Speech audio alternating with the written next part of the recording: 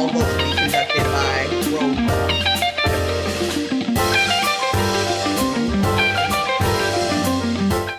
Tallulah Pay? Yes. Sorry to interrupt. We have RTN on if you want to go ahead and have me do the countdown and go from there.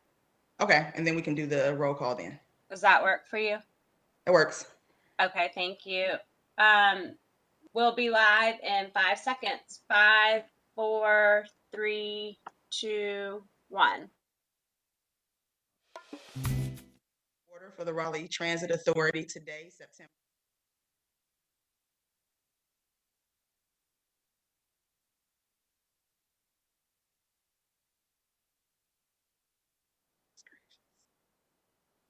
I'm sorry, I have too many.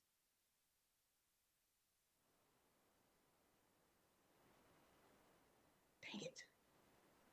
We have to get back used to this virtual world. This is crazy. Okay, there it is. The governor has issued executive orders requiring individuals to remain in their homes except for certain activities, closing many businesses to the public and prohibiting any gatherings which do not comply with its terms. Because of the risk to the public that would arise from continued in-person meetings pursuant to NCGS 166A.19-19.24, the city is converting Raleigh Transit Authority meetings to be remote electronic format for the duration of the state of the emergency. All votes will be counted by roll call. All right, I'm going to count the roll for us to do introductions. Please signify by saying present. Nathan Spencer. Present. Karen Renge. Present. Lawrence Carter. Sarah Prado. Jennifer Truman. Present. Brian Burnett. Joshua Gill. Present. LaPonda Edmondson. Present. And our alternate, Ms. Jennifer Hoverstan. Also our city council liaison, Councilman Corey Branch. And I, of course, Tallulah Pay Omokaye is present as well.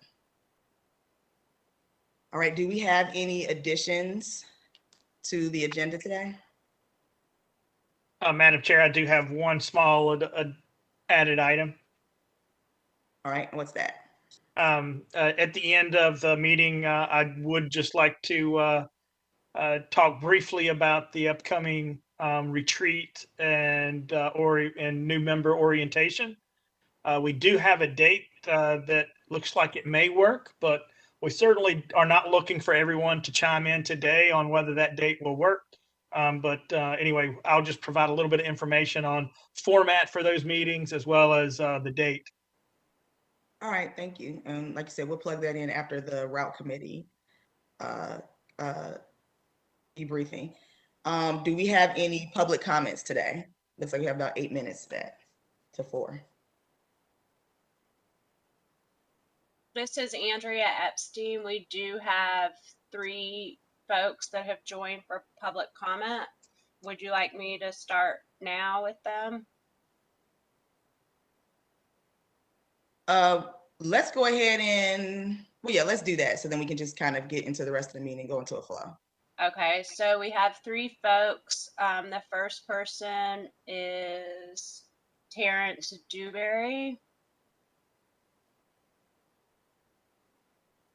Terrence, can you hear us? Yes, I can. And thank you for allowing me to speak. My name is Terrence Dewberry at 8201 Old Deer Trail, Raleigh, North Carolina. And I won't be before you long. I come to you as a concerned citizen about the future of our transit industry. And it's just based on the information we've gathered recently and the non-expansion of routes that's been delayed. We have concerns. I have a concern of the future of our transit, and not only our transit throughout the United States. Some of the old true methods are not working nowadays. We have a driver shortage. And as you're all aware, we haven't been able to expand or expand due to for scheduled service to be increased on Sunday. And I don't know if it's all the fault of one particular agency, but maybe as a whole, the transit industry. We got to begin to think outside of the box. Why are we're not able to train and retain operators? We've got to. We went through this pandemic, and we're paddling along, but it doesn't look good. We may gain 1 employee and lose 2. We recently had a senior driver resign due to whatever circumstances that's existing right now. And why did that person resign? Why are others considering changing occupations? And the standard method of the transit system may not work long term.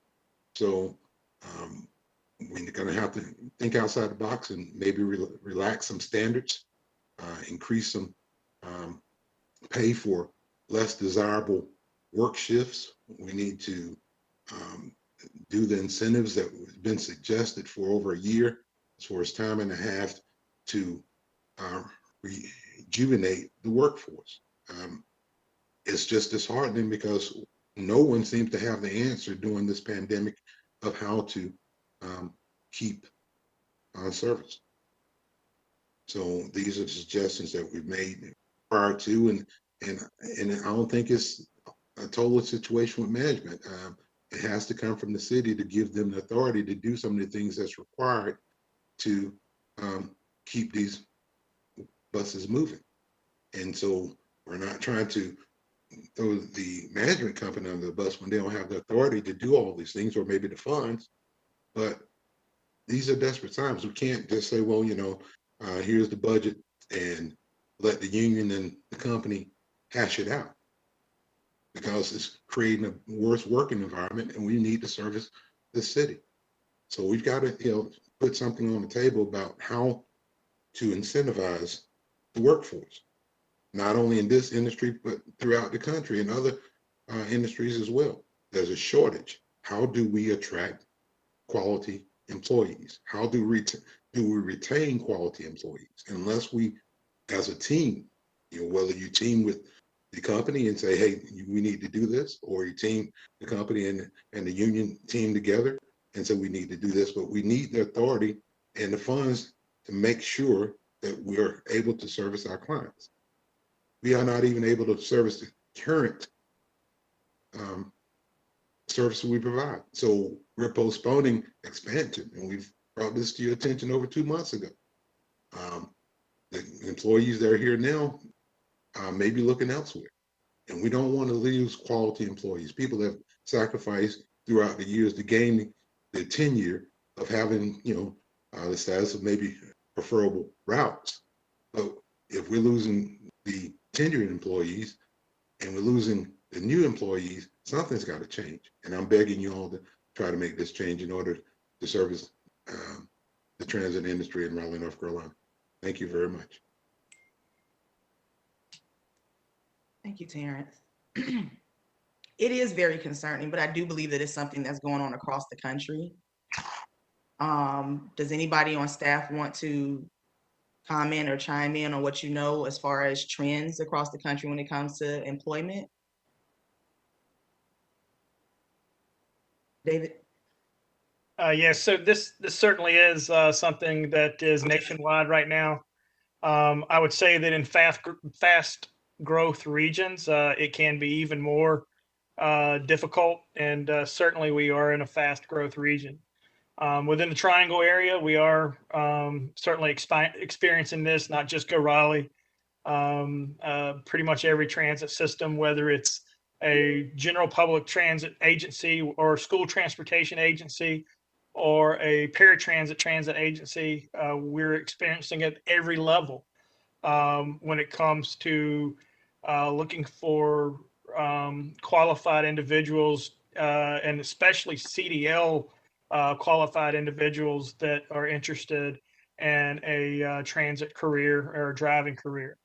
So I would say that it's not, as Mr. Dewberry stated, it's also not just limited to transit. There are other industries that are certainly being impacted, and there are other areas within the city of Raleigh that are being impacted as far as hiring and retention. I know within transportation, we have many different segments of transportation employees, and transit is not the only one that's experiencing some significant hardships in regards to finding employees currently. So I would say that, one of the things that is out there is certainly us, we'll talk about this more, but our pulling back of some service expansion in the short term as we hope to get through this, what we hope, again, is a short-term labor shortage until we get better. But we'll be talking more about that later. But again, that's just kind of my comments, not only nationwide and not only just transit. Thank you for that. But to his other point, is there anything else that we can do? Like you said, like the incentives, like things of that nature. I know there's not much we can do if we're not getting applicants, right? But what can we do to kind of, incentivize that? Is there anything that we can do, is what I'm saying? I mean, we'll certainly continue to look at things that we can do. And we'll be glad to report that back out to the board. Let's bring that, let staff look at those measures. Certainly when we think about that, or I think about that in the city context, the city's looking at every department and every employee within the city of Raleigh, and making sure that all of those are valued equally. And we certainly want to, think about our transit employees across the region, and how can we address this not only locally but regionally, because it is an important issue.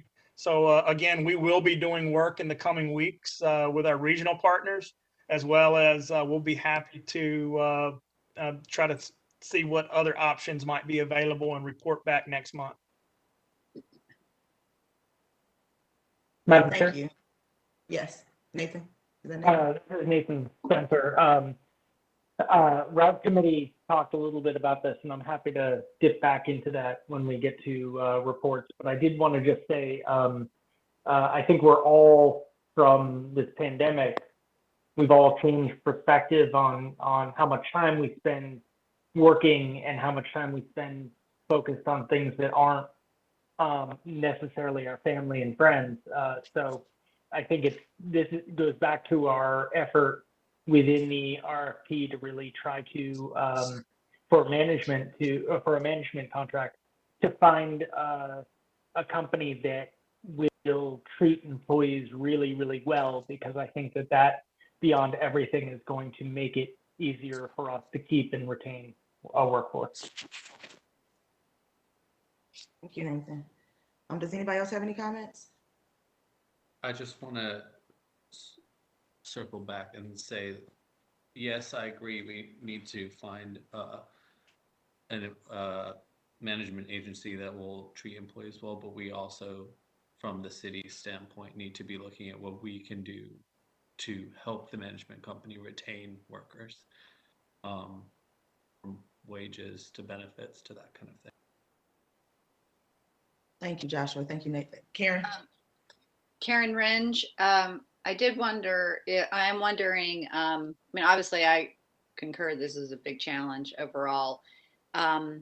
Is this something that has been discussed with the city council, any staff reports, that, et cetera? So council is currently aware of kind of our ongoing status, and I don't think that we put it this way, we'll be providing them with information in the next week, just as a more of an update on how we're making sure that we can have continuity of service as we continue forward.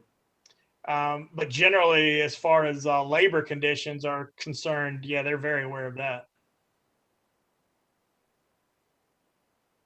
Terrence made a comment about maybe relaxing standards. Is there a way that we can, incentives, increase pay? I know that we were working on the pay piece.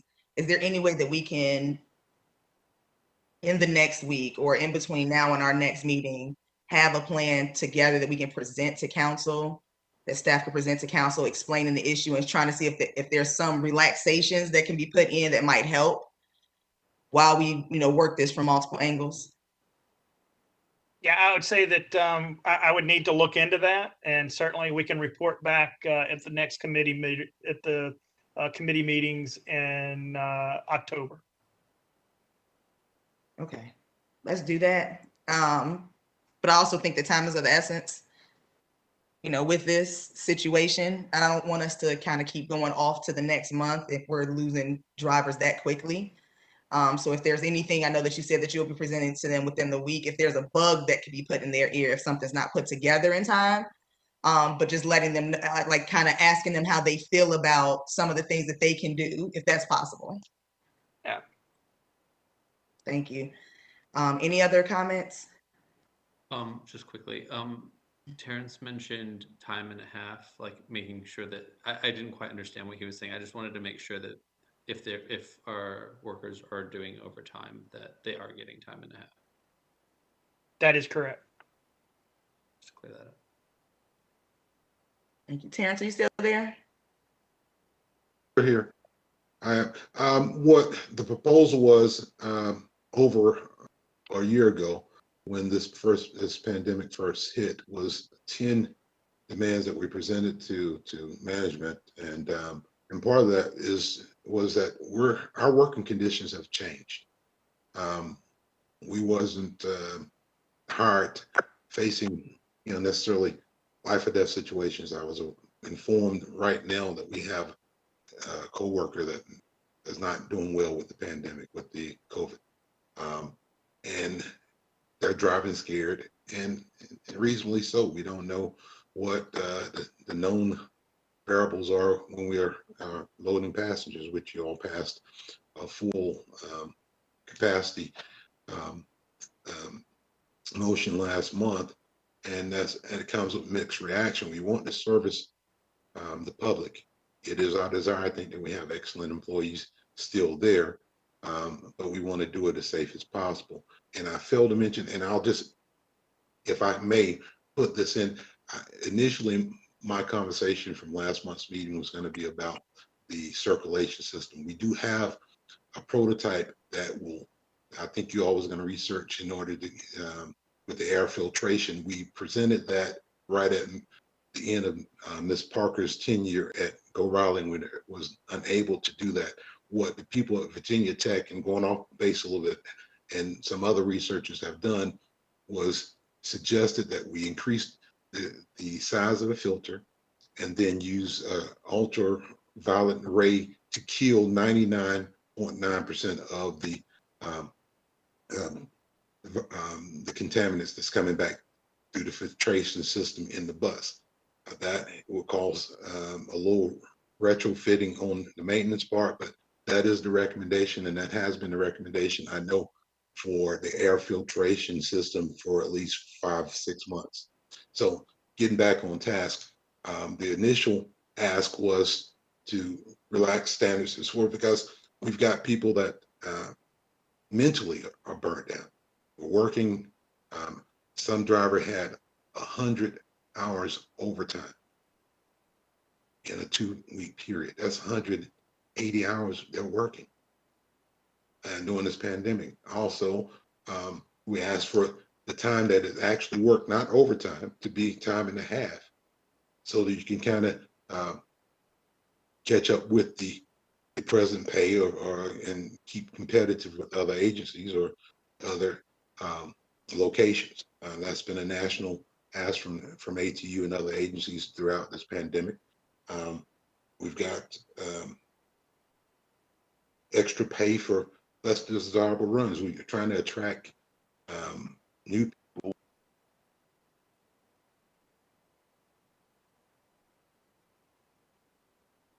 For them to miss weekends with their family, work late shifts with odd days off. It is what we are. We can't, make it a 5-day a week, 9 to 5 bus schedule, but we can try to, with the funds that are available, incentivize those lower seniority people, as well as reward the ones that are coming in and working these long hours to keep, people moving. So these are actual things that was done initially. Some of those 10 items that we listed, management has adapted. We asked for a mask, we asked for PPEs, we asked for social spacing and social distancing.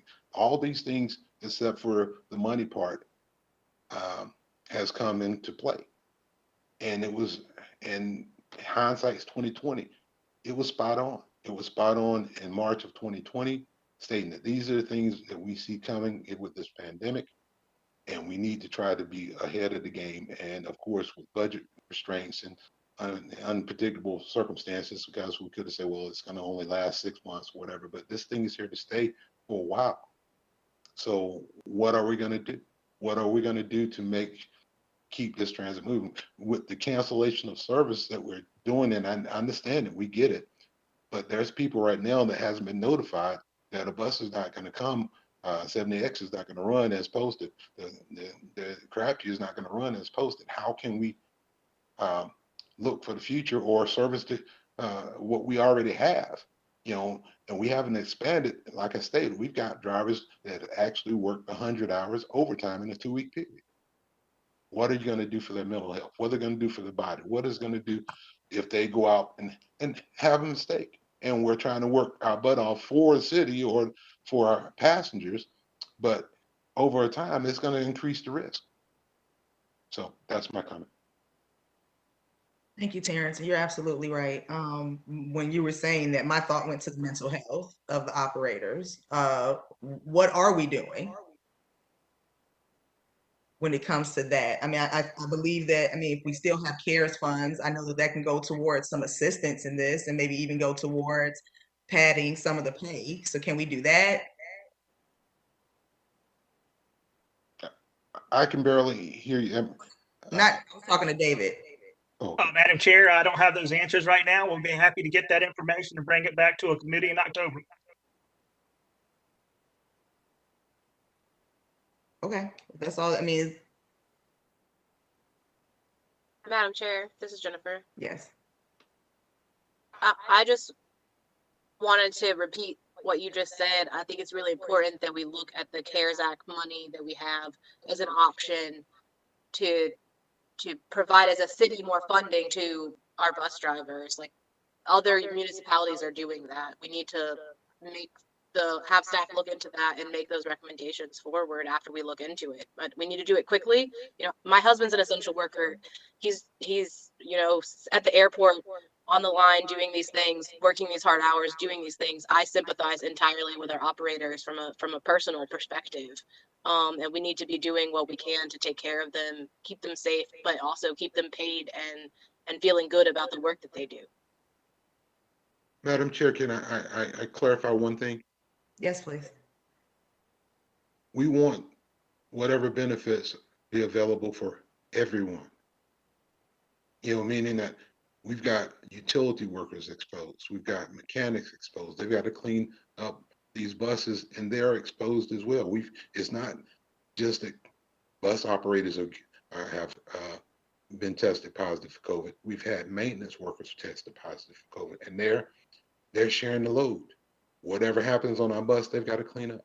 They're exposed, and we can't cause that division in the workforce to say, well, it's just the bus operators. No, we're a team. It's bus and maintenance, and we can't do anything without them, and they can't do anything without us. Thank you. Madam Chair, I just remember that the city has a large number of frontline workers across every job profession you can imagine. And so obviously we're very interested in, trying to make sure that there's some equity across that realm as well.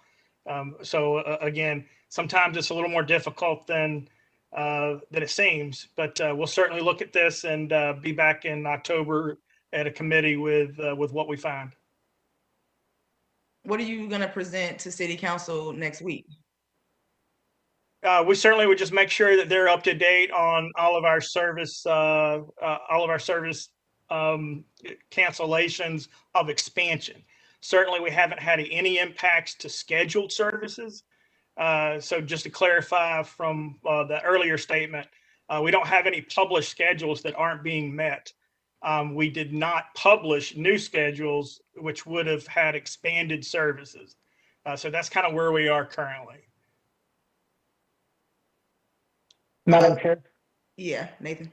can I just clarify, David, have we had any missed trips in the past month due to the ability for our operators to be available? I would say that we've always had missed trips pre-COVID and during COVID, depending upon the circumstance. However, I would have to ask our general manager if he's on, if he has any specific information regarding any excessive missed trips during this time period. Good afternoon, everyone. Byron Brunt, General Manager, Go Raleigh. I would have to say, Mr. Spencer, addressing your question, we have had missed trips due to the operator shortage. I would not consider it excessive. I guess that's a relative term. Also, I apologize, I wouldn't have any hard data for you on that this afternoon or evening. But yes, certainly we have missed trips as opposed to the reduction in service other agencies are experiencing. That's just the circumstance that we're in currently. Thank you. Thank you, but I do want to make a point, well, 2 points. To David's point, to David, if we're meeting with city council within the week, I know that we won't have a full plan put together then, but I think it's an opportunity for us to talk from the transit perspective about covering the transit workers and seeing if there is some support that we can and put the bug in their ear. I know that the plan is going to be put together, but I think the ball being in motion prior to a month from now, when we have our committee meetings, would kind of make this, because then we have to wait until November, maybe December, maybe January before something is actually executed. So us kind of working on this in between, I think would be helpful. And to Mr. Bryant, just a really quick point, because I feel like we asked at the RTA meeting last month for a report from management about missed trips, about COVID impact, about everything that's going on with the buses. And if I'm mistaken, please, one of the other authority members, please correct me, but I feel like we asked for this last month. Madam Chair, I believe that is correct. I certainly apologize for that, Madam Chair.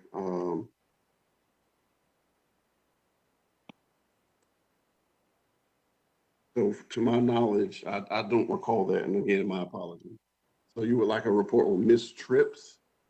We know that there was, I mean, we kind of talked about this for the past couple meetings, that we know that the performance measures are at the end of our agenda, but we wanted it presented to us at our authority meetings so we can understand the numbers. That includes missed trips, any accidents, incidents, good things, bad things, like just having the performance, and especially with COVID impact, kind of presented to the authority at our meetings.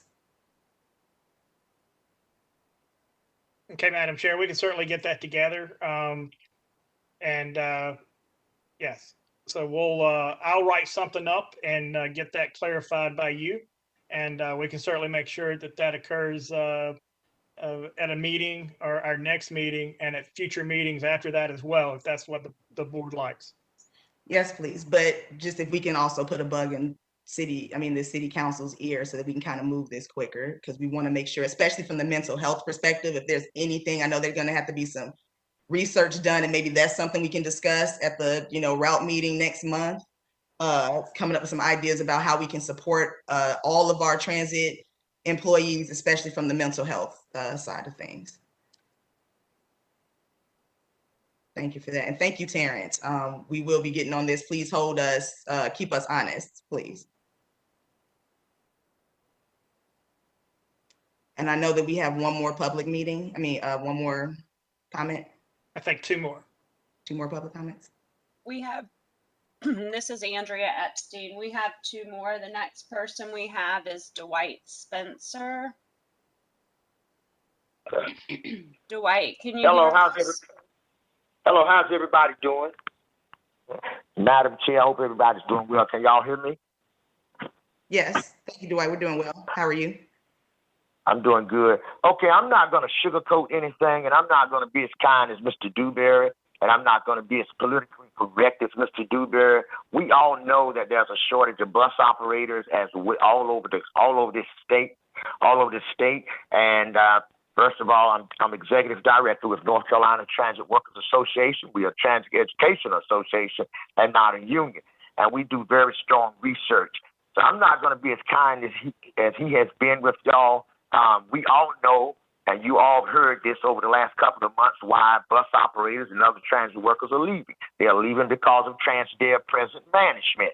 They are poorly managed. They be treated poorly by the operation manager, the assistant general manager, and now the present general manager. They are neglecting their issues and concerns that they have, and they are a very important part of essential worker to this city and county, and they have been neglected for quite a while. And over the past 5 or 6 years, we all know that it's time for a transit change in TransDev, okay?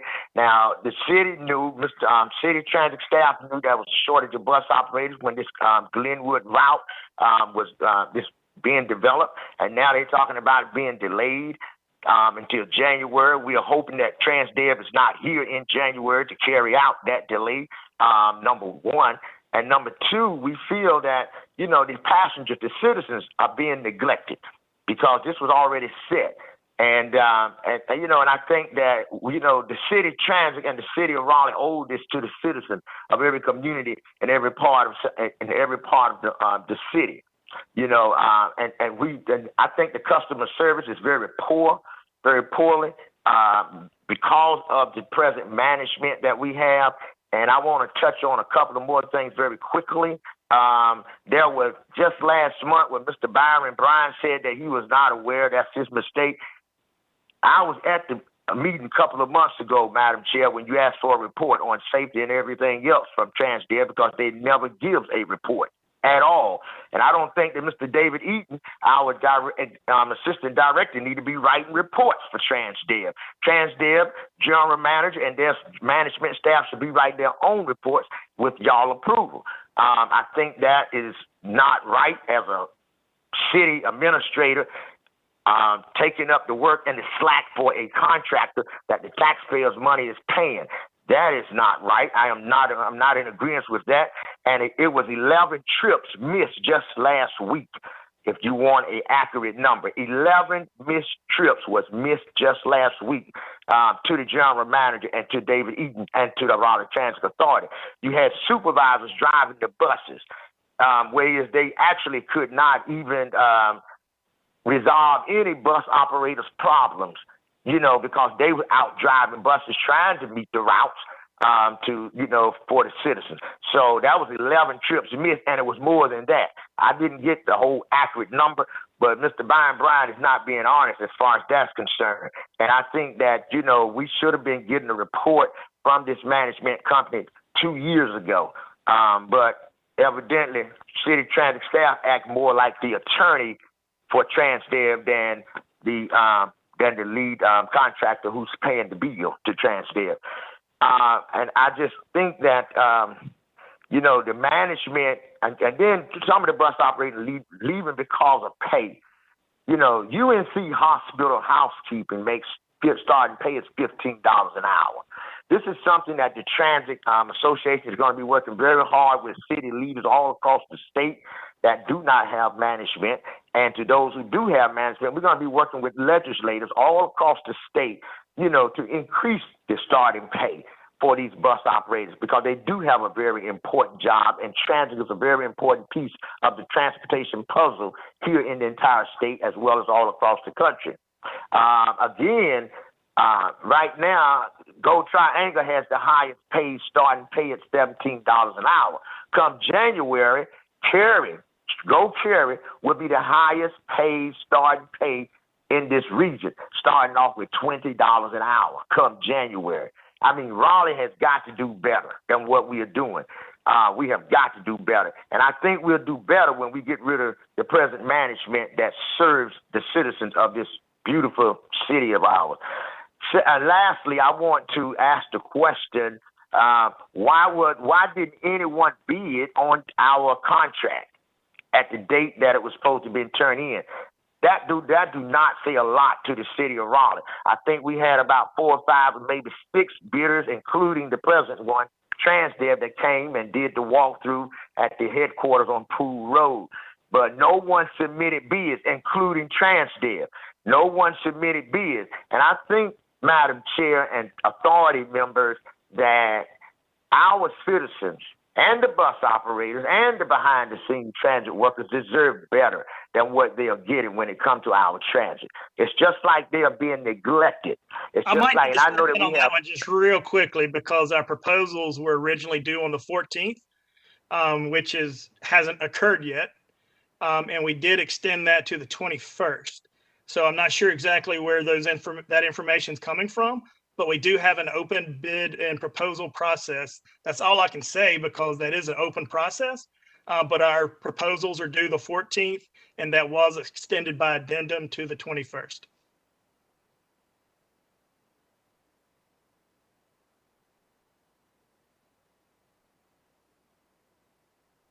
Did it move back again? It was moved once from the 14th to the 21st.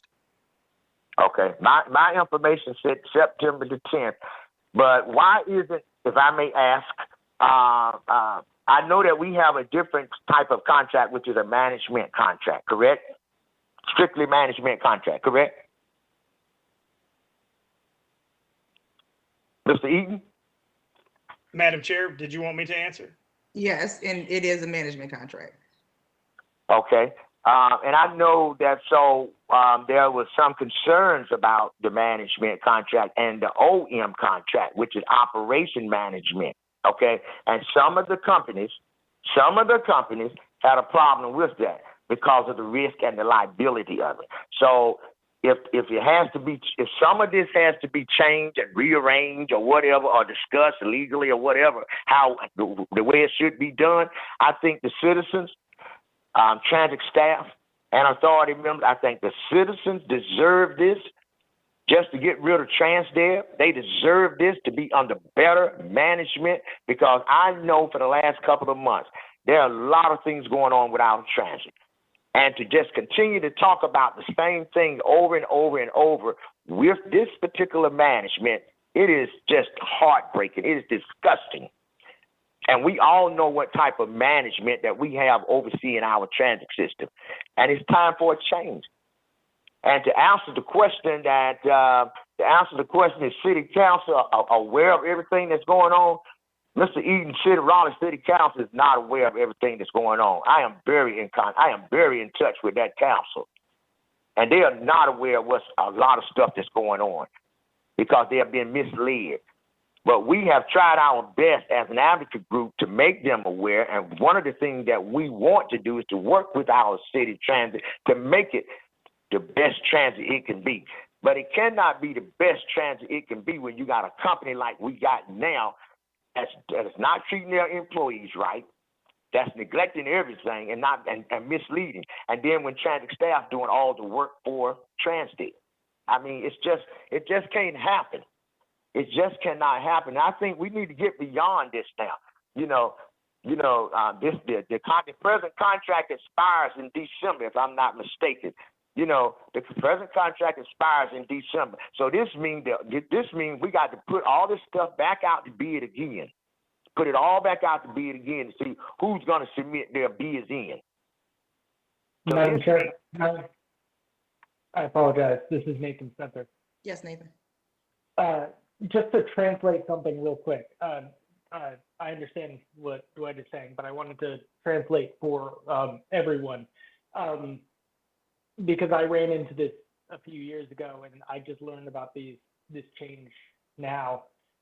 So we have a management contract, which means that we pay a company to manage everything, but we pay for the payroll.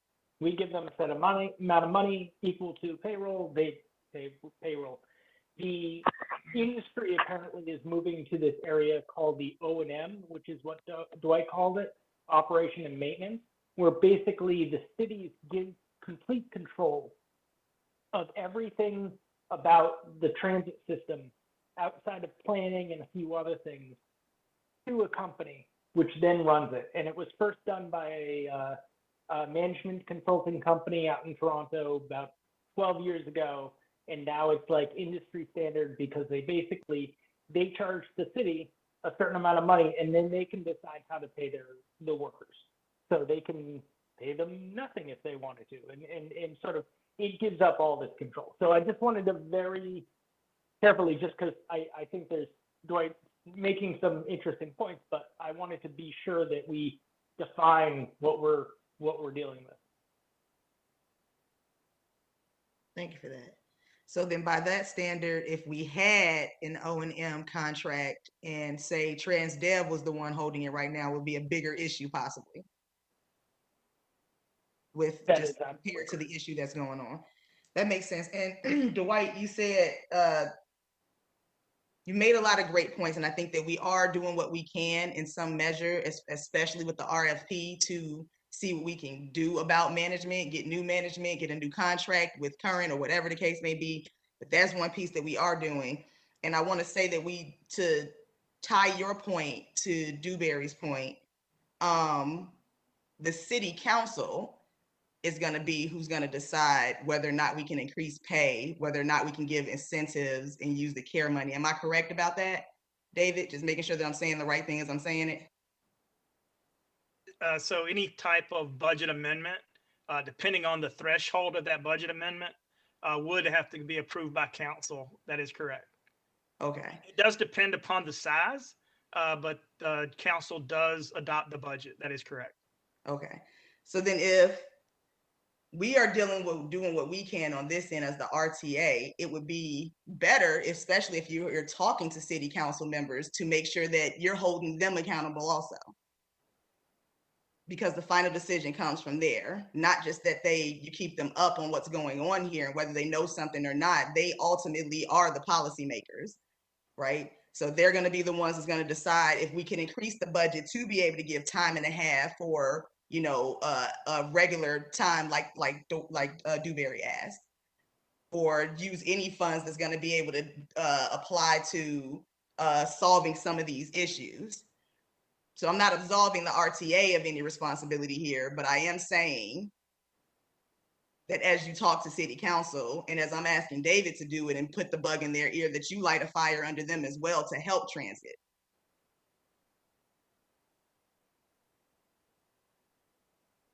Dwight? Can you hear me? I can hear you now. Hello? Okay. Yeah, our team can do that, Madam Chair, and authority members, because I think it's very important. And we will, and I think, and to believe in my heart already, I don't have to think, I know that most of the council, including the mayor, is in very strong support of our transit workers. And, and then Mr. Dewberry did make one point, we can't always we can't only focus on the bus operators, but we have to focus on the behind the scenes transit workers. And I have blasted the bus operators as saying, because the bus operators got to learn to step up to the plate and allow the city and allow y'all to see that they have very strong concern about this management and strong concerns about other things that's not being done, to the best of their interest. So I have blasted them as well, because I feel like we as an advocate group, our duty is to work with transit, with every city transit and across the state, to make sure that the transit workers are treated fairly. And also, but we have to put the responsibility on some of the operators, and including the union, because a lot of this stuff could have been resolved if the union would have stepped up to the plate and addressed a lot of these issues and not be so politically correct when they're addressing it, a lot of these things could have been resolved, and which would have kept the NCTAA out of it. But, you know, I mean, so, but it is what it is. We got to work together as a team. And I think our transit workers who serve the citizens of Raleigh and Wake County, I think they give great service, and I think that we need to treat them as well, and not only them, but other essential workers, you know, sanitation workers and other essential workers as well. I think they all need to be deserved to be treated fairly and get compensated what they're supposed to be compensated during this serious time of our life. But lastly, I want to say this before I leave. I do want, and I have encouraged the council members and the mayor, the city manager, and I want Mr. David Eaton to hear me very clearly. We will hold transit staff accountable. And I think that now this is a great time. We don't need to keep putting stuff off and coming back, because I want to see the authority talk about other things and moving forward with our transit system. Because I did myself personally a little survey. In every authority of every transit management in some parts of the state, we have the most discussion on a management than any of these other cities across the state. That's not good. That is not good at all. We have the most discussion on our management, who we are paying, than about 4 cities or towns that I have contacted and talked to. That's not a good thing. That is not a good thing. And so I just say that this transit will not be able to move forward. This transit will not be able to go in a different direction, transit authority members and transit staff, until we do get a new management firm in here that can retrain these bus operators and transit workers all over again, and that we can move forward, and still hold the new company accountable. But it cannot happen. Every manager at Go Raleigh headquarters on Pool Road got to be replaced in order to make that happen. And the bus operators and the transit workers deserve some relief over there, because it's a hot mess on Pool Road, a very hot mess. Thank you so much, and I ask that all of you continue the good work that you're doing in representing the bus operators and transit workers, and continue to be safe. Thank you, Madam Chair and authority members. Thank you for your comments, Dwight. Any change requires collaboration. It requires a multi-effort. So we are doing our part, and we thank you for coming to give comments. And we ask that you also give that same energy to City Council to make sure that this happens as well. We have one more person in public comment. Yes, this is Andrea Epstein. We have Candace McDonald. Candace, can you hear us? Yes. Thank you. Yes, I just wanted to make a comment regarding it, to kind of piggyback off of the White and Dewberry with the situation as far as our safety. I'm a current bus operator, and with our safety, which across the board regarding trying to drive, doing overtime, dealing with the stress of not only just the pandemic, but also, our safety driving with traffic, the expansion, the whole nine. That needs to be strongly considered when you expanding, letting the number of people onto the bus, and with this COVID and everything going on, with the protection barriers and stuff that has been in place, it's still not enough. When you think about it mentally, we drive and don't know what we're being exposed to and everything else. And then you open it up and people get on there and they're not respecting the rules. They're not respecting the operator. They're not respecting the supervisors. We've had supervisors threatened with knives and different things. And in a total, when you talk about the mental breakdown of the operator, that's not being considered. Like our time off is not being necessarily honored completely for us to, be able to digest this whole pandemic. We've been working nonstop through this, and all of us are grateful to, still be employed and still be able to go get a check for our families and stuff. But when you talk about the compensation and then the other elements that are thrown in with this, our mental health needs to be considered, and how we can even afford the mental health or to take care of ourselves physically mentally dealing with everything that comes with the public transportation. You're expanding this service and giving the go ahead for different things, but none of the operators um, are being, our ideas and different things. We out here every day in this. We see what's going on. We know what what could help make it better for the citizens and for the ridership and the workforce and everything else. But it's like our voices are being muted, and no matter how much we try and you know raise our voices or bring up a issue or anything, it's almost like, oh well, like Eatman keeps referring to, we'll get back to it, we'll table that, we'll schedule another appointment. But when is something going to actually be addressed so that you don't have people breaking down? When you have a senior operator who's been there for over 10 years, almost 20 years plus, that's leaving, I don't know what the issue was, but that speaks high volumes. You might expect that when you look at paperwork and everything, but when you got people behind desks trying to analyze things and making decisions for us, and it's not beneficial for the service. And I feel like that needs to be considered for us as far as our mental. When we have run picks that aren't being honored, different rules that aren't being honored, and you try and work with staff and work with different, people to try and come to a happy medium, and it's just nothing is being resolved. Nothing is being resolved. Everything is just keep getting pushed back, getting pushed back. When is something going to be actually addressed and resolved so that we can move forward?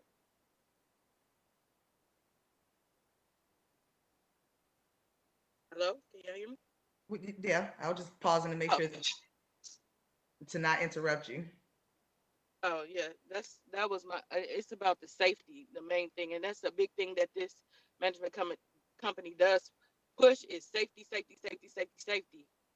Safety is a broad, it could be a broad spectrum when you're looking at everything. So I just want it to be considered, and I bring it to the transit authority because it seems like when we bring it to y'all, you know, it raises the awareness, and it doesn't feel like we're just being brushed under the rug, or just passed off until the next day or the next meeting or whatever the situation is. Like we just want some type of resolution and not feel like we're being threatened or intimidated about our jobs, or we feel like we don't have a voice. Nobody's listening. Nobody hears us. That's fair. You have a right. You have a right to feel safe in your workplace. Right. Madam Chair, this is Karen Renge. Uh, Candace, could you give us an example of what you mean when you said you need a resolution? Like, what do you mean by we need a resolution? A resolution, is it you feel like you need a new safety plan, or what is it that you're looking for? Well, for instance, well, there's several things that I can handle, but specifically like opening up, to where we have more than 16 passengers on the bus. That's a big issue because, of course, the pandemic, and of course, we want to be able to provide service to all of the passengers that are needing a ride. So we know these citizens. We pick them up every day. We're dropping them off where they need to be. We know who's riding, but you have ones who are up there. When we had 16 passengers, we have ones who are up there riding around, sleeping, causing disturbances, threatening bus drivers, interrupting the service, who are not going anywhere. And we have to pass up Miss Merle, who goes to work every day, rides this route every day, and she can't get on the bus because we are capacity. So you open the capacity up, but the real issue is not that it's overcapacity or you can't pick up no more than 16. That's not the issue. The issue needs to be addressed of the abuse of the system. It's like a welfare system of the bus ridership, and we feel like daycare providers, adult daycare providers, when we have to focus on traffic, focus on our health, focus on making sure the passengers who some of them refuse to wear masks. And it's like, if you don't care about yourself, please just protect everybody else. We're on this bus all day long, and we want to feel protected and know that we're not being exposed to anything, but we can't force anybody to put a mask on. Call a supervisor, and the supervisor's getting threatened. You know what I'm saying? It's like, well, who is going to enforce that you must wear a mask or no ride? We have passengers who just was like, I'm not putting it on, or just keep pulling it down, pulling it down. Other passengers, hey, they don't have a mask on. It's an interruption.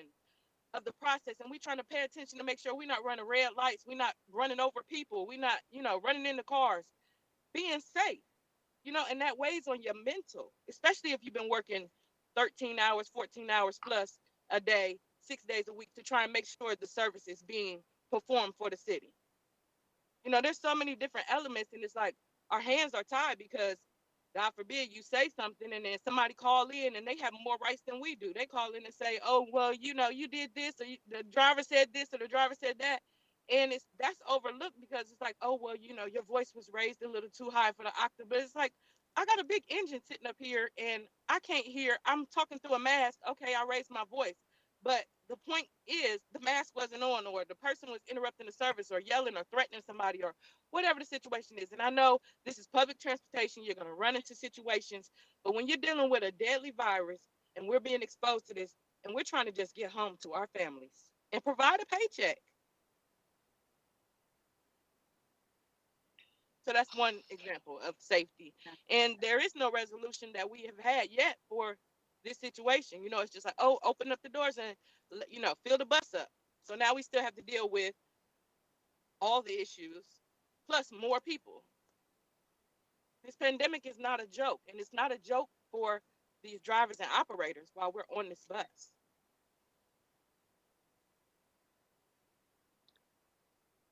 Do you have any suggestions around what we can do, what transit can do as far as helping you all with the mental health aspect of this? Well, some things are contractual. So, having a day off or having a sick time or whatever, of course you have to reserve it because you only have so many hours. You get so many hours a month, and that's contractual. And, we don't have a such thing as mental health days or, necessarily breathe. A lot of people overexhaust themselves trying to do overtime, one, to help service the issue of the routes not being serviced or not having enough drivers, but also to get a decent paycheck. A lot of drivers, especially newer drivers, coming in at $15, $16 an hour, they're trying to put food on the table. We don't qualify for these programs that are out here to help people underpaid, So we got to try and meet the bill. And a lot of people have to worry about sending their kids somewhere, and everything has gone up since COVID. We didn't get, the CARES Act fund that I heard across the globe, it was issued, incentives, or we got one in the beginning of the COVID when we had AB schedule, we had a 5% increase, and they cut it off on us. And other companies, surrounding companies, had gotten like, $1,500 or something. I'm not sure about the number, but we're not being compensated enough to take the pressure off of us of overworking ourselves, which cause exhaustion and stress. Our operators have personal issues that we have to deal with. We have to set that on the table, put that on the back end, and focus while we're on that job, while we're behind that wheel.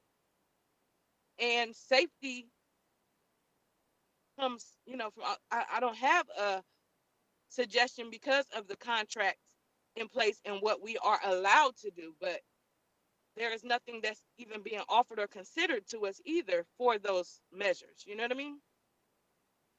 Like sometimes you have to, I know everything is like black and white, oh, lawyers and, doctrines and all this kind of stuff, but sometimes you just got to have a little humanity and morality when dealing with people. We are still people. We are not robots.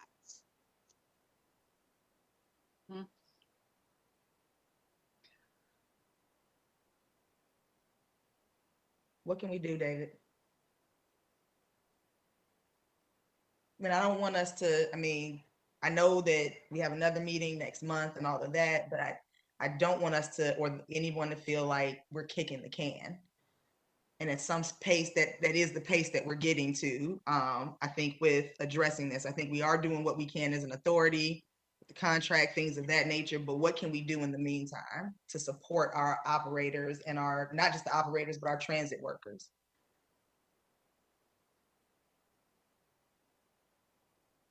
David, if I can interject real quickly.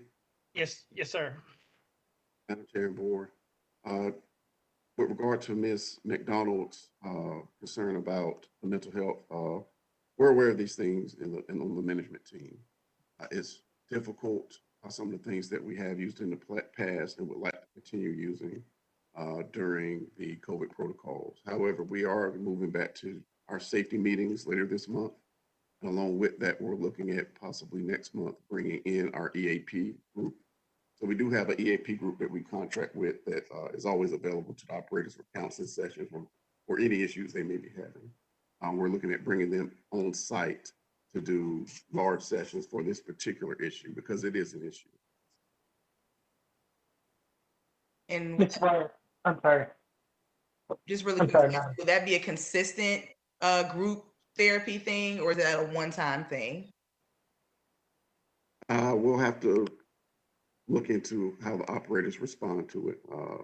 Initially, that will probably be a one-time thing. If it's successful and beneficial to the operators, and that'll be based on their feedback, then that's something that we can do on a routine basis. Can that be opened up to all transit workers and not just the operators, but like they said, the maintenance and all of that type of thing too? So that's always the case. So again, this is already available. We just don't bring these folks on site for large group sessions, but it is available. It's the employee assistant program, so it's available to all Go Raleigh employees. Okay. Nathan. Thank you. This is Nathan Spencer. Mr. Bryant, I love the idea of the counseling. My difficulty is if our operators are working 13-hour days and they need some mental health, they're not going to be able to take that mental health during the time that they're supposed to be behind the wheel, are they? Because we don't have the staff to substitute. So are they going to be asked to spend personal time doing that, or is it time that they get paid to be able to go and take that time to speak to someone, either group or individually? So certainly individually, EAP is available 24 hours a day, 7 days a week.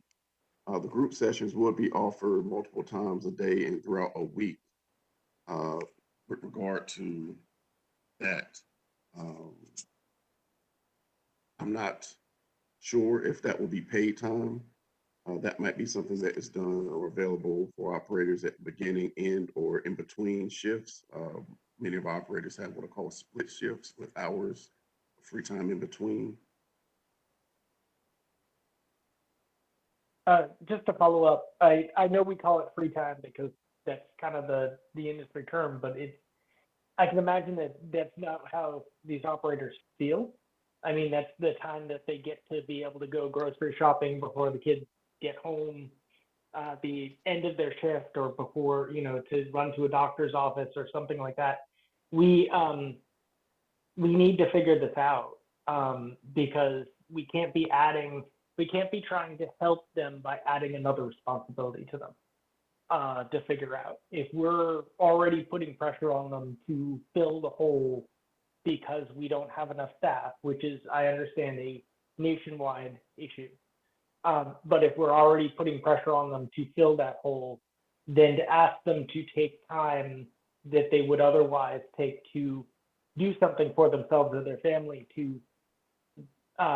for their mental health is a lot to ask. And we need to figure out how to manage some of that. And maybe that means that we need to adjust schedules, or we need to adjust how we deal with their time. But I think if we're going to take this seriously, we need to be creative. I hear you, and my apologies if I wasn't exactly clear. We will be requiring or forcing them to take EAP at any certain time. It will be made available to them. And again, like I said, it's available at this time for anyone 24/7. To the point of overtime, I think I've heard that mentioned several times now. Our overtime is up. It is not, again, a relative term. It is not extreme. We do have operators that prefer to work more than others. So a lot of those things that you keep hearing refer to 13 and 14-hour shifts. A lot of that is paid time, not necessarily work time. So of that 13, 14-hour shift, there may be only 9 hours of work time, for example. Other times could be meal times, which are paid. So that's not considered work time, although it's paid time, as well as any time on what's called show up or standby when the operators are in the lounge.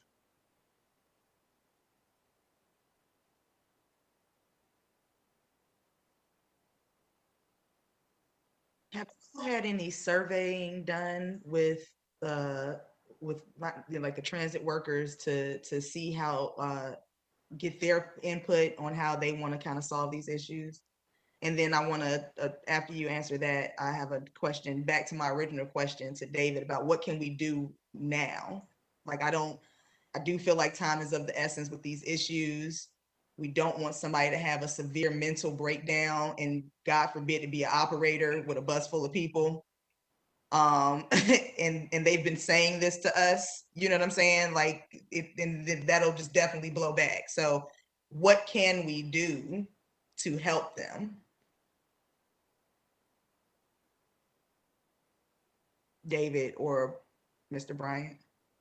So, Madam Chair, I think that so certainly Byron had some good comments regarding their EAP and bringing them on site and doing some immediate types of activities for those that may want to participate and receive any type of assistance that they might need. As for anything, longer term, again, I'm not sure exactly what types of elements you might want us to look into. If you would let me know, I'll certainly do that. I know the EAP is going to be there. I think that should be an ongoing thing. If we can also get them a bonus or some funds or something, because their issue partly is the pay. Yeah, the legal part of the pay is certainly within the collective bargaining agreement. So lots of those things aren't quite as easy as they seem. Certainly, we did provide, or at least the management company has provided a $250 incentive for vaccinations. So for anybody that has received the vaccination or will receive the vaccination, that incentive is there. The city of Raleigh has also offered that incentive to its employees, as well as I think Wake County. Again, as far as pay items, that's a little more challenging, but again, I can look into that and bring that back. That's not something I can certainly talk to today. Okay. If we can definitely look into seeing if we can get them some bonuses at least from the CARES funds, if possible. And any other like wiggle room holes, use it for, that perspective, I think that would be great. I know that there were some other council members authority members that had a question or comment. I thought I saw Jen's hand. Yeah, I just have a question. When we're talking about drivers having to work overtime to fill route expectations and to fill hour expectations, we're talking about a driver shortage. At what point do we have thresholds in place where either Byron, Mr. Bryant, or Mr. Eatman are giving us we need to have less routes or less frequency? Like at what point does this start impacting our service model? And certainly I don't want to reduce routes or reduce frequency either for our passengers or for our drivers to not get pay that they need, right? But it seems like if we continue down a path where we continue to have driver shortages, we continue to have people working lots of overtime, that means that we don't have enough people to service the routes or the number of buses that we have, whether we're talking about operators or maintenance or whatever. So what measurements are in place, and when would we get a heads up as the authority if we're nearing that line to need to not just postpone future routes, but talk about service decreases? Yeah, I would say that those conversations have already certainly are starting internally, just so that we have the protocols in place of really a series of if-then statements. If this happens, then this happens. Byron, please correct me if I step out of line, but certainly overtime is a voluntary action beyond what's within the run pick. So generally, again, that is a voluntary overtime that we're seeing. If you start, having runs or absences which cannot be filled by voluntary overtime, then we're certainly going to see that. Byron, know that again we have seen some missed trips, as was stated earlier. You stated, but from a perspective of where we are in that process, that really depends upon the environment that we're in right now, and a lot of that could be. I know that at work here, we run into employees that have to be in have to stay home due to a potential exposure. So they're not sick, but they still can't come to work because they could have potentially been exposed. And then it takes 48 hours for a test to come back so that you can be cleared. Byron, help me out, but I know that you've run across a lot of that, and those are a lot of the short hiccups that we're having currently. But overall, if we don't do our expansions, we seem to be reasonably okay at the moment, but that could change. I don't want to get anybody's hopes up. But Byron, I need you to chime in on that. So you're absolutely correct about the overtime and the voluntary status of that. And you're also correct about the current situation is not just, we are short on drivers. We are not as short as other agencies, save for what seems to be a bad spell, as Mr. Eatman is alluding to, with the Delta variant exposures, people having to be out for those sorts of things. And it really does run the gamut. You have issues such as people that are out on FMLA or leave of absence for personal issues that we grant. Those things add up, and that combination of circumstances for our people does sometimes leave us a little short at the end of the day. We've actually got a great team and staff that work through that. And those things don't even include, the situations that pop up, the day-to-day situations where you got the sniffles and you're just not strong enough to come in and make it to work that day. But again, I think it was mentioned that by someone in public comment, maybe our supervisors drive.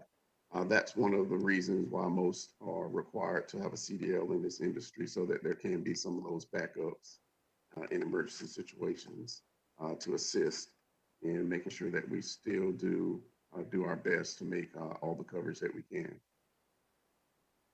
I would just close by saying that is something that we need to develop. We have been discussing internally, but we do need that benchmark, as stated, so that when we start reaching a level of being unsuccessful at covering routes or runs, that we can make sure that we can communicate very quickly with the board and already have that in process of how we're going to work with all of our riders to make sure that transition, if it were to occur, happens the best way it can. So that's a point well taken. We'll go ahead and start making sure we work on that, and we would propose to get that out to the board well before, if it's ready, well before even committee meetings, if that's if we have an answer on that. Thank you both. Madam Chair, it's Karen Renge. We've spent a lot of time on all this. It's all very important. I'm trying to think of another department within the city of Raleigh where we have this many employees providing a service that have been, obviously COVID's affecting many different areas within, society, and everyone's dealing with the stress of COVID, our teachers, our nurses, et cetera. It doesn't diminish what's happening with our operators. And I sympathize. It seems to me that we need to make sure that the city council understands the seriousness of this. And perhaps what would be useful would be for someone from the authority to have a meeting with Councilor Corey Branch, since he is our representative for this board, and he's not hearing this. And maybe he already knows all this. I have no idea. But since we're supposed to be reporting to the council or sharing our views with them, since they're the ultimate deciders about such matters, that would be helpful to summarize the concerns we've heard today. And I'm not saying that the staff isn't working on it and that transit isn't working on it. I'm not, but I'm hearing a whole lot of concerns, and I think it just needs to be at their attention, particularly if we're talking about pay raises and really negatively impacting an important service that the city provides. I agree with you. Thank you, Karen. David, are you meeting with the whole city council next week, or is it just Corey, and can I join that meeting? So yeah, it's probably just going to be some communication through the director to council, but certainly I'll see what's available. Okay. If me and you maybe can see if we can schedule some time I can certainly see if we can get on Mr. Branch's calendar. Thank you. And I know that Candace, Ms. McDonald had something else she wanted to chime in and say, but she's muted. Hello, can you hear me? Yes. Yeah, I just wanted to also respond, Byron, when they said that the EAP and different things are available to us for it. That is correct. But aside from the EAP, there are other issues that, in regards to being addressed, mental health, physical health, different things. EAP is broad for, anything employee assistance may need. But we also, EAP is just basically like a counselor when you call them, and they'll report and say, yeah, they talk to us. But they'll say you have to go to, a doctor or refer you to some type of physician or whatever your issue may be, which costs us money and may have to take time off. We're only allotted so many days off and everything. We don't want to feel penalized or feel like we're going to get in trouble or retaliated against because we had to go take care of us. And that is a big fear for a lot of operators, especially newer operators, across the board, and not just operators, maintenance, staff in general, of feeling like our hands are tied, being able to handle a situation. There's some unfair things that we feel like, as far as the union or operators, that has been going on that, has been touched on by Dwight and different ones previously in other meetings and so on and so forth. And things that are going on behind the scenes that, we try and handle it the political way within the company, but that also puts stress on the drivers and the staff over at Go Raleigh. And you don't want to feel like every day when you're going to work, is this going to be the day I get fired, or the day that, somebody curses me out, calls me out my name, and, you blow up, or whatever the situation is. So when I say I don't feel like we have a voice, because it's like, okay, we'll discuss it, we'll move on to this, we'll move on to that, and nobody has a direct answer to say, oh, today this is what we're going to do. But there are situations that have been ongoing that have never been addressed, like I stated before, the abuse of the system in itself. We have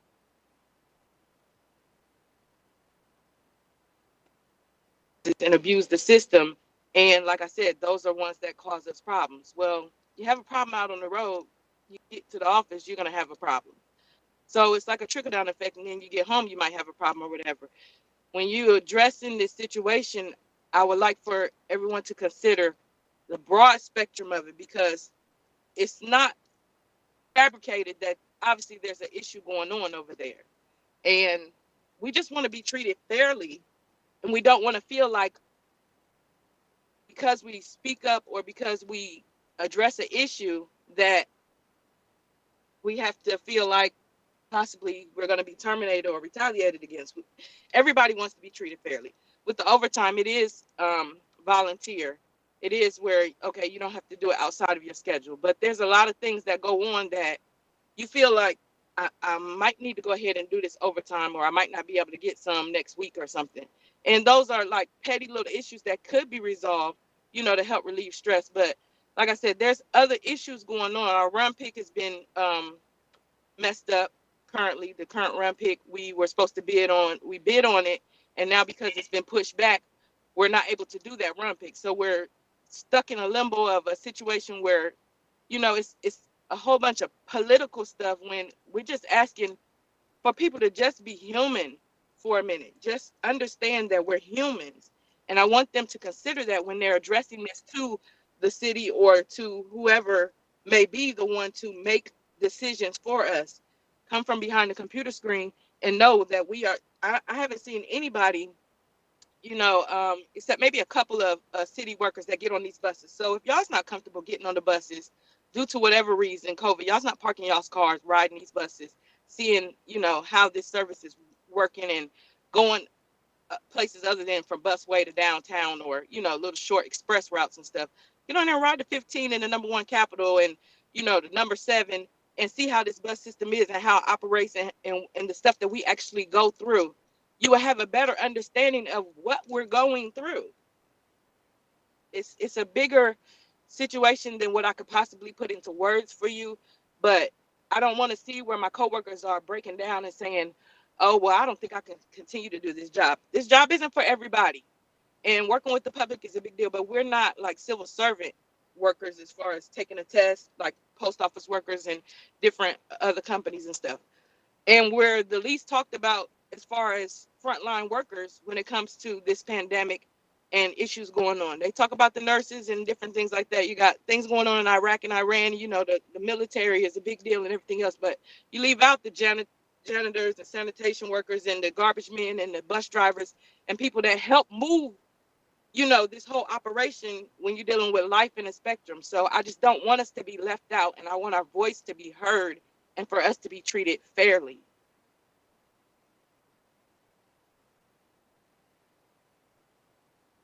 Thank you, Candace. I'll say that I make it my pledge, David, please, if you can, schedule a meeting when when Corey's available, and I'll take it to City Council to bring this issue myself. And if any other authority member wants to accompany me and David in that meeting to make sure that City Council is hearing what we're hearing, because not only do we want we're not saying this as a cliche and because we're behind the screen, we want our operators and our transportation workers to feel safe.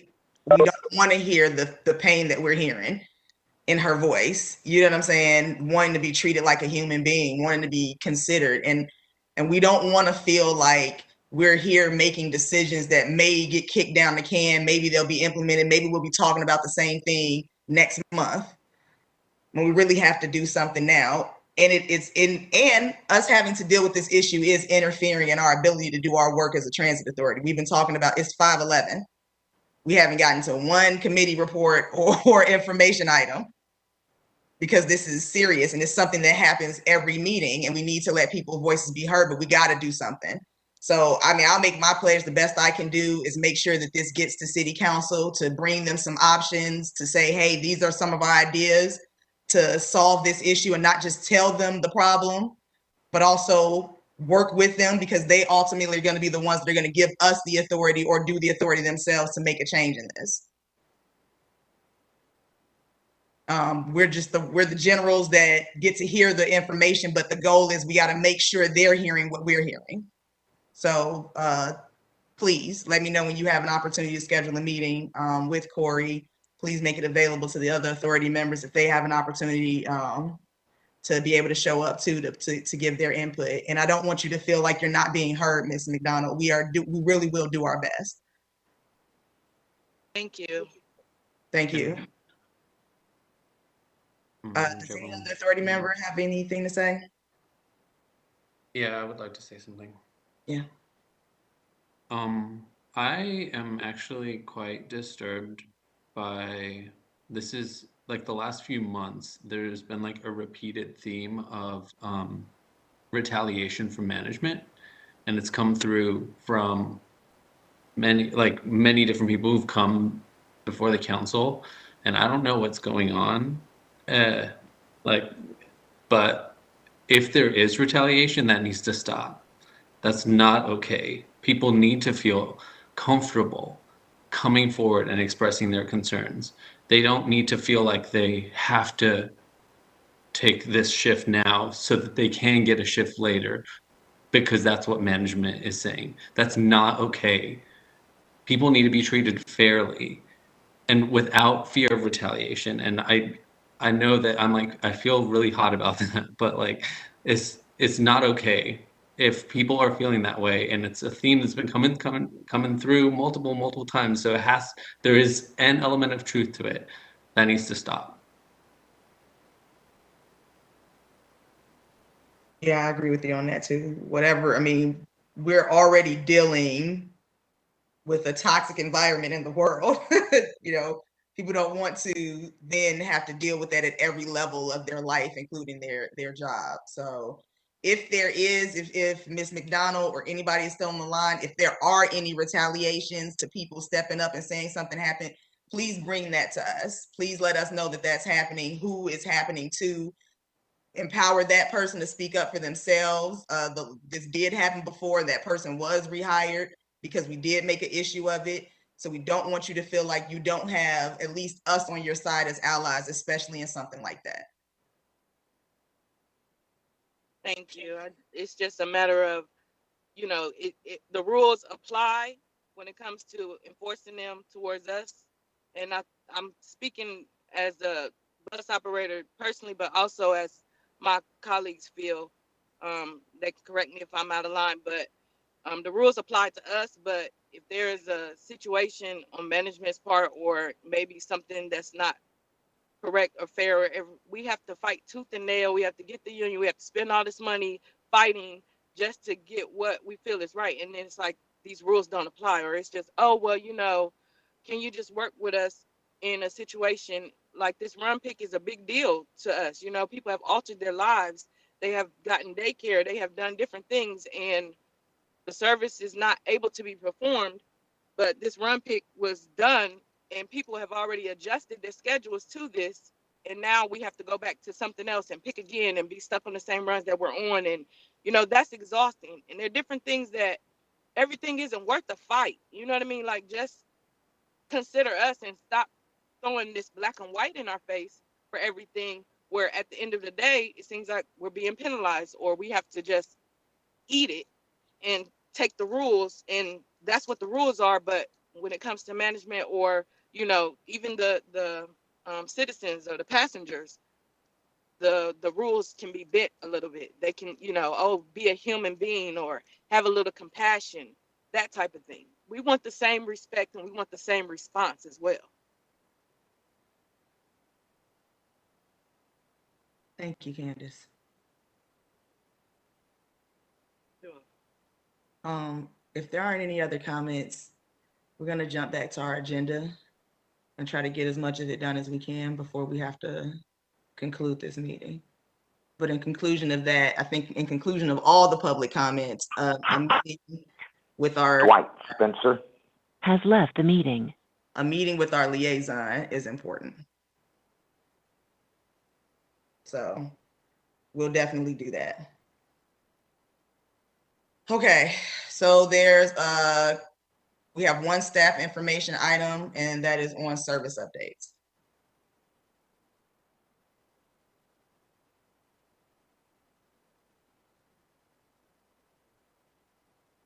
Yes, Madam Chair. So I think this was actually a referred item out of the marketing committee.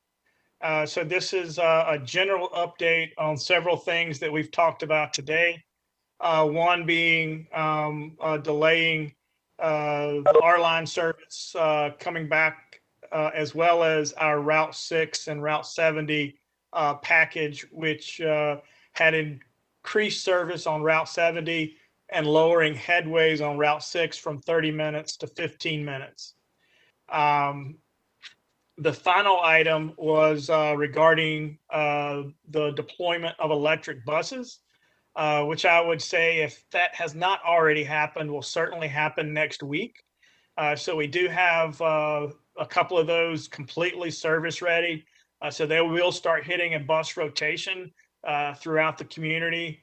And again, I think they've been out and about in shorter periods already, but certainly next week that will really crank up until we have all 5 in full deployment throughout the city. Those are the 3 items that I think, again, were referred in committee. I have Mr. Walker standing by if there's any specific questions regarding the delay of the increase or bringing back the R-Line service or keeping Route 6 and 70 at current service standards. This is Karen Range. I'm the chair of the marketing committee. First of all, I want to encourage all the members of the Transit Authority to post on your own personal social media about the electric buses going into circulation next week. I think it's a really cool thing, and you know, it shows that we're really serious about going green and addressing climate change.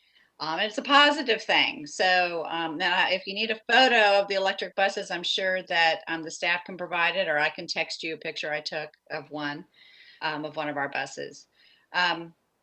Secondly, I am confused about, are we starting with the increasing service of up Glenwood, or is that being held? That's what I'm understanding now from what I heard in the comments previously today. But so Yes. when are we starting that?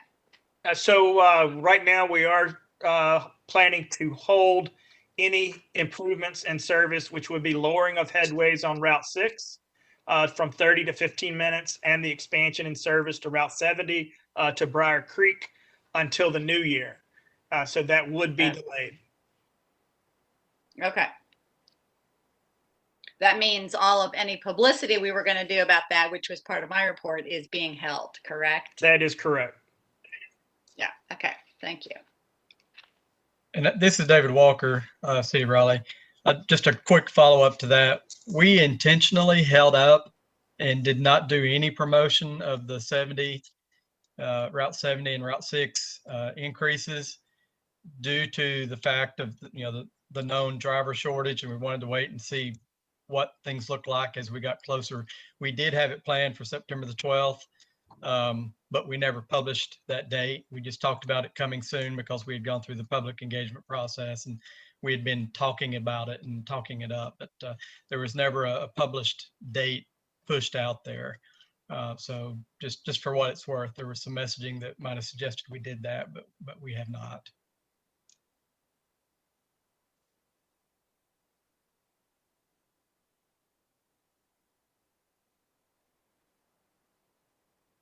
Thank you, David.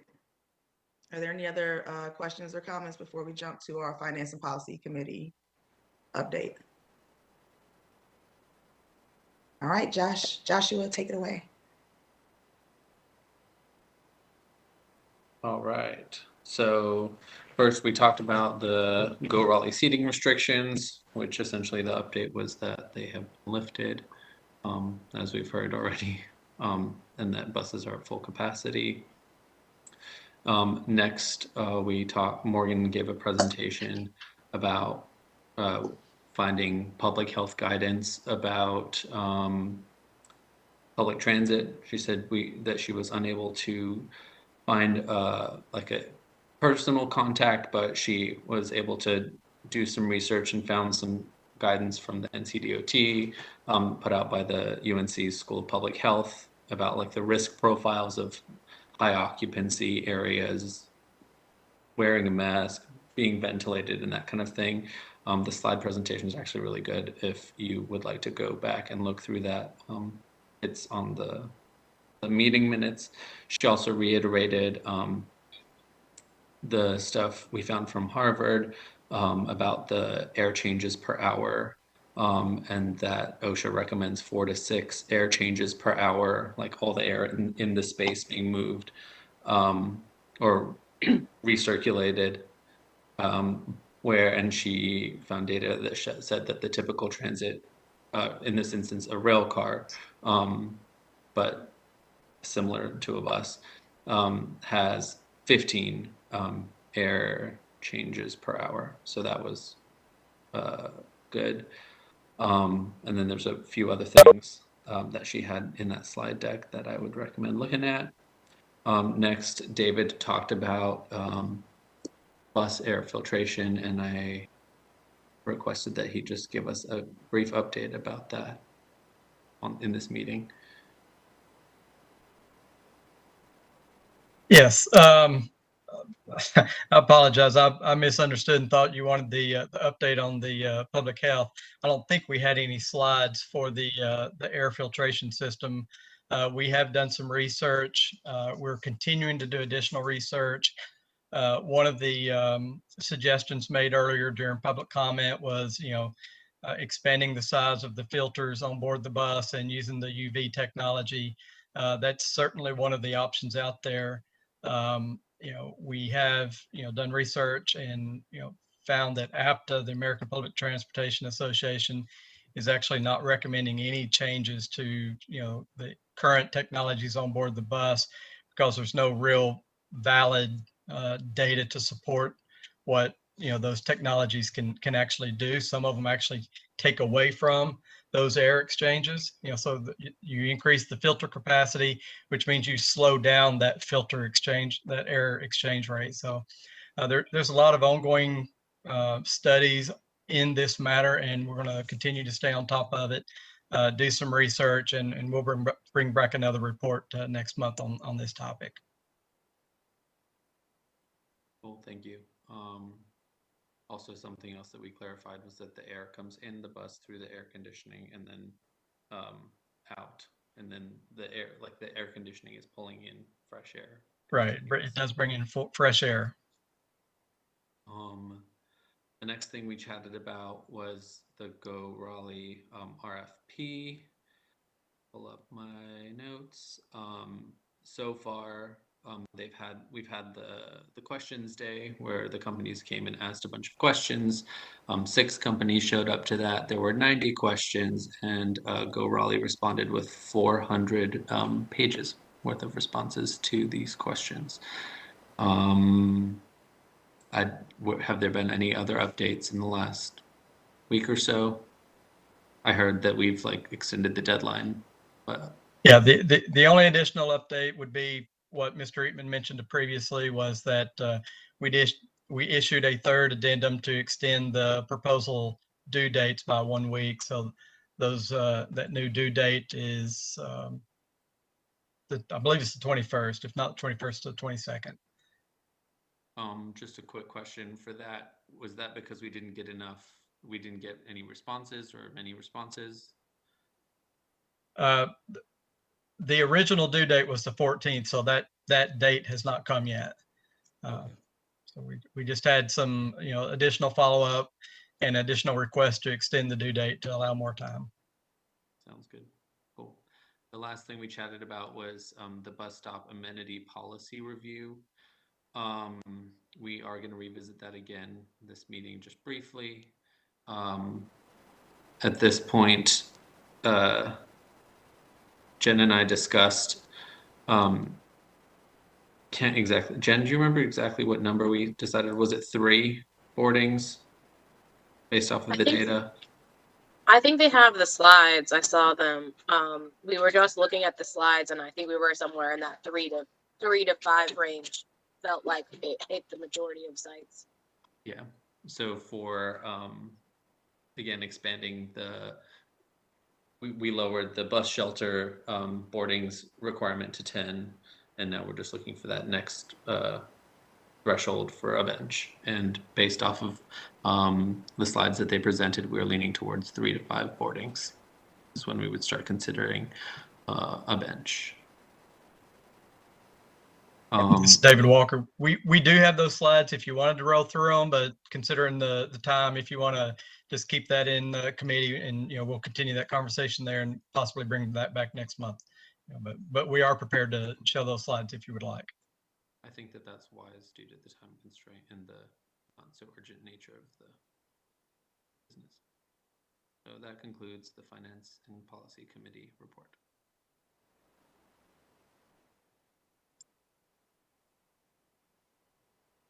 Thank you, Joshua. All right, looks like the, I Things up next. think it's the route committee. Madam Chair, can I go next, please? I Sure. my daughter has come home and I'm already really over time and spending any time with her from college. I would really appreciate it if I could go. Oh, you are next anyway. Yeah, Karen Ringe, a chair of the marketing committee. As I said, we're not discussing the Glenwood package promotion because that has been delayed. The staff is continuing the Wake Transit Plan ad campaign, the goal of which is to increase ridership. And so they are continuing to place ads in print and in radio and on billboards. There's currently a billboard up on Capitol Boulevard south of 401. They are continuing to drive new, we're getting more, many more hits on the website. From July to August, there was a 4.5% increase in hits. And actually from August of 2020, there's been a 77% hit or increase in hits on the website. So that's excellent. We're continuing to do Tri Transit Mondays on 101.5 and 99.9. And in the interest of time, I think we're going to skip playing the radio ad. We played a couple at the last meeting last month, but maybe we'll do that next month. And then most importantly, every year we do a Tri-Transit week, and traditionally it has been free transit to encourage people to ride the bus, but bus fare is bursarily free anyhow because of COVID. So the staff was trying to be creative and coming up with some other ways to build some excitement around the Go Raleigh bus system. And it will be running September 13th through the 17th.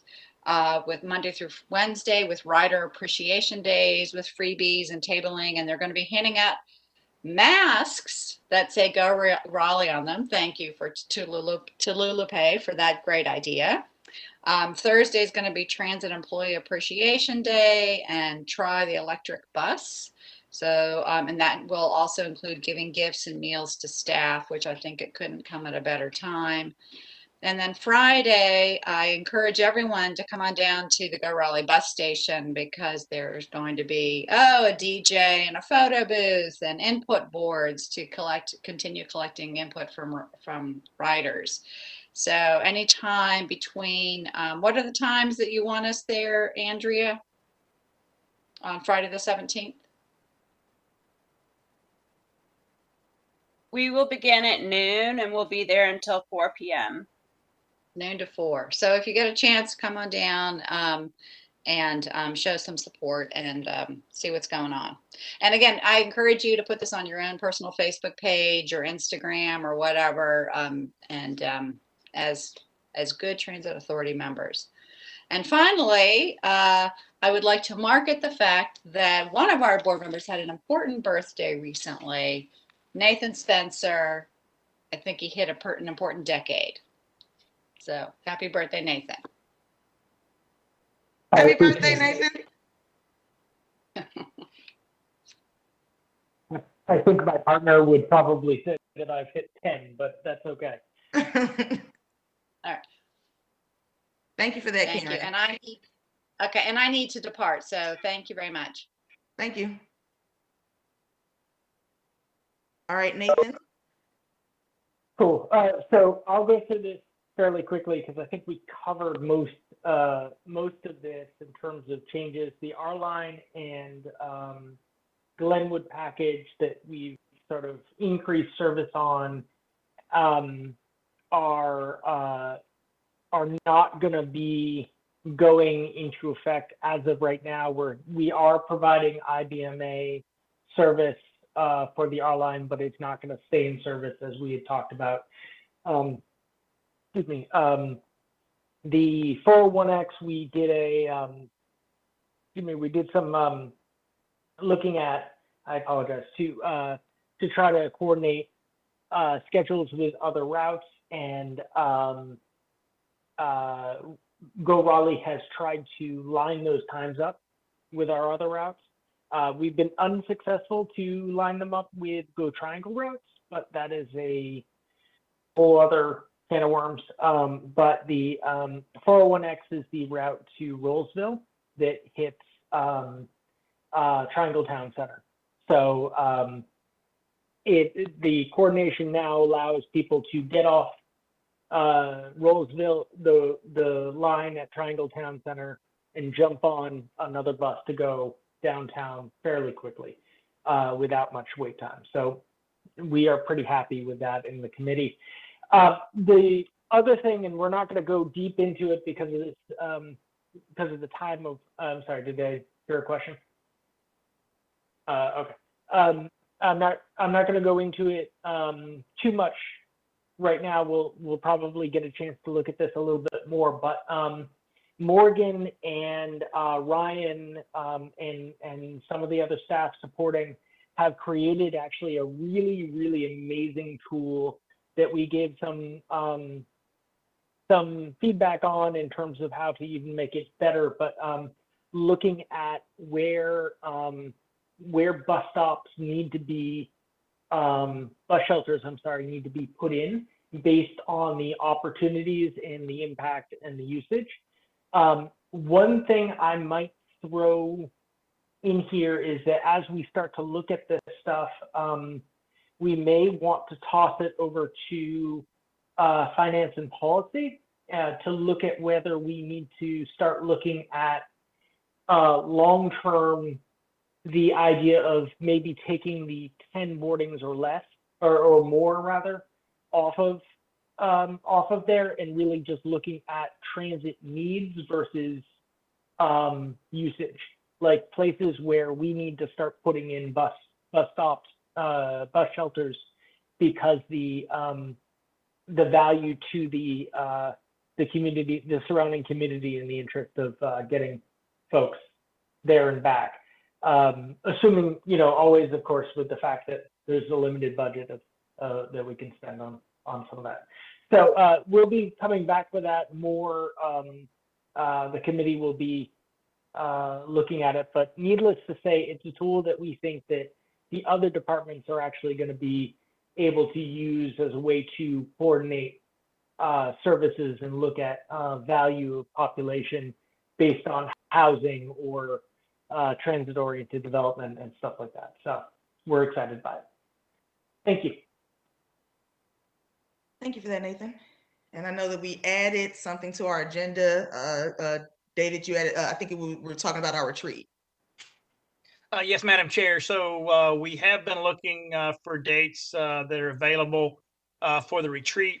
Right now, we have identified October 29th.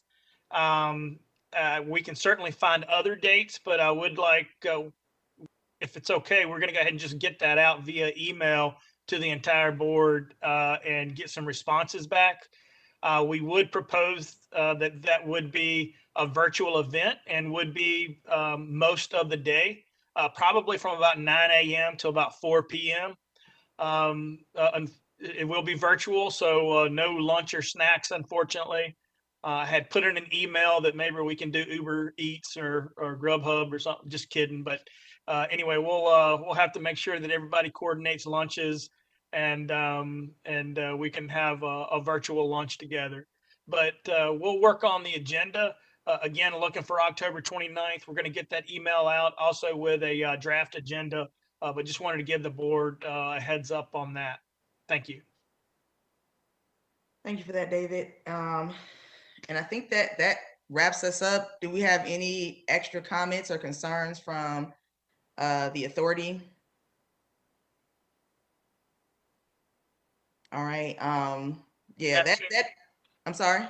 Madam Chair, I also wanted to also say that I did get a little bit of communication from Councilor Branch, and he said he would be happy to meet. So I'll be working on setting that up, and I will be in touch. Okay. All right, perfect. I was just gonna say I'll circle back with you next week. Thank you. On that, if I don't hear back from you. Yes, ma'am. All right, perfect. If there's nothing else from any of the rest of the authority or staff, thank you for your time today. We're going to call this meeting to conclusion at 5:38 p.m., September 9th. Please enjoy the rest of your day. Please be safe and go hug your families.